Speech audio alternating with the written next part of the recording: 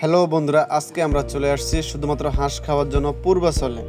তো একটা ওসমানের ট্রিট ছিল, তাই তার সাথে নিয়ে চলে আসলাম হাঁস খাওয়ার জন্য পূর্বাচল 300 ফিট হয়ে।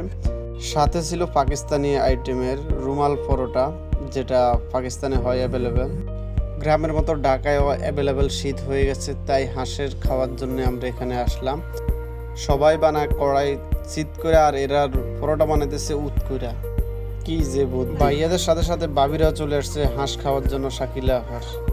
আর এই হলো সেই ইউটিউব ফেসবুকে ভাইরাল শাকিলা আফা। হাঁসের মাংস খাওয়ার শেষে চা খাবো, কিন্তু এখানে আইসা দেখি খোবার ভিতরে চা বিক্রি করে। আবার এই চায়ের আবার নাম দিছে তান্দুরি চা। চায়ের সাথে আবার এখানে হরলিক্সও দেয়। শীতের রাতে চা খাওয়ার মজাই আলাদা। শীতের সাথে হাঁসের সাথে একটা ম্যাচ আছে, শীত মানে হাঁস। শীত আসলে হাঁস না খেলে মনে হয় শীতটা অপূর্ণই থাকে যায়। আমার নতুন পেজে যারা অ্যাড হননি, ফলো দিয়ে অ্যাড হয়ে থাকবেন। ধন্যবাদ।